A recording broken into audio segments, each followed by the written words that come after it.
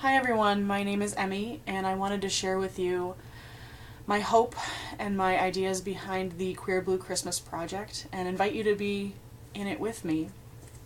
This had originally been imagined as a project and a collection of videos and songs and books and ideas for the LGBTQ community, which I think experiences a particular kind of pain during the holidays.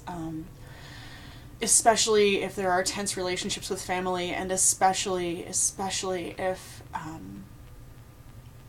you're a member of a church or grew up in the church, and there's all of these things that are coming together during the holidays that are supposed to be this joyful, celebratory time when we're with family and those we love, and yet I had always been so conscious of how much for my queer brothers and sisters that wasn't always true. That we go home and we can't talk about our partners and we can't bring our partners with us, and we get referred to by our the names and genders we were assigned at birth rather than the ones that we know to be true for ourselves, and just a multitude of other things, not even bringing into the conversation yet, but not even thinking about yet, the religious tensions. This is supposed to be such a beautiful time, and we tell this beautiful story at Christmas of God coming among us and this lovely little family and the baby in the manger and everyone coming to sing lovely carols. And yet, if you are in a faith tradition at all that doesn't recognize and value your humanity as an LGBTQ person, the pain of that is just immense. And I don't like it. It is not right. And so I wrestled a little with kicking off this project in a December when there's so much pain coming from other quarters that we're coming to be, mass media is really coming to recognize pain and isolation and despair within communities of people of color, and those issues with police brutality. We're coming to recognize on a mass scale issues of sexual assault, particularly on campuses, and a host of other things that are worthy of our attention. And yet, the pain, I've become convinced that the pain of others doesn't dull our own or make our own insignificant. And the more that I've talked about this project, the more I've had people outside of the LGBTQ community say, no, me too. I do experience that, that pain at Christmas and that feeling of not living up to whatever the Christmas ideal is of the happy family trotting off in Christmas sweaters to Christmas Eve service. And so, what I want to do with the Queer Christmas project is say, definitively, you are not alone. We are not alone.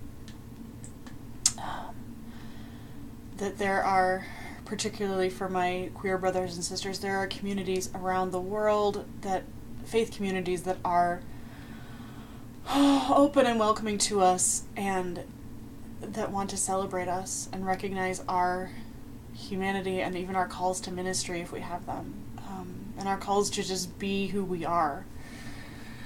And there are friends and there are families of choice that are out there. And to say, especially at Christmas, you are not alone, we are not alone. Because that is what the whole story of Christmas is about. Really, is that God coming to earth did not come in a way that tore open the clouds and asserted the divine majesty, but came among the most vulnerable and marginalized people that could be found. The homeless, the poor, the religious minority, the oppressed. This is just the story of a baby born in an inn, in a manger, because there's no room in the inn, because the dominating empire has demanded everyone must return to their homes to pay taxes and be registered. This is a drama of grand racial and religious oppression proportions, and God walks right into it and says, you are not alone. When you are on the margins of society, I am with you. I am right in the center of you. And I appear to smelly shepherds, and pagans from another land are the ones who show up to recognize that God is here. And that just breaks my heart in the most beautiful of ways, that's what God does at Christmas. And so my hope for Queer Blue Christmas is that what I want to do is to collect stories and songs and books and blog posts and other videos maybe of instances of that light, of even when we are in darkness for whatever reason, and there are so many multitudes of darkness this year and every year, where do we find light? How do you find it? Where do you go looking for it? And if we can come together and share that, maybe we can encourage each other to find our own light and to keep going even in the darkness. Because that's why we celebrate Christmas in the darkness, is because it's a moment of growing light. We pick up on the winter solstice, on the moments, the days when the nights finally start to get shorter, and we recognize that as religious. That is what God does, is starting to reduce the darkness and bring out the light. So that is what I'm hoping to do with Queer Blue Christmas. I hope you all will join me. If you have ideas for books or songs or other videos that already exist on YouTube, to put them in the comments or email them to me, and I will gladly put them up on the site. If you if something encounters you, or you encounter something during this holiday season that just makes your heart beat with hope and light, that you would, take a picture of it, tag it, put it on Facebook, tell your friends, and just proclaim that, like, there is hope, there is light, there is something more. And the more we light those, the more they can drive back the darkness, I do believe. So, welcome to Queer Blue Christmas. Come and see. Come and hear.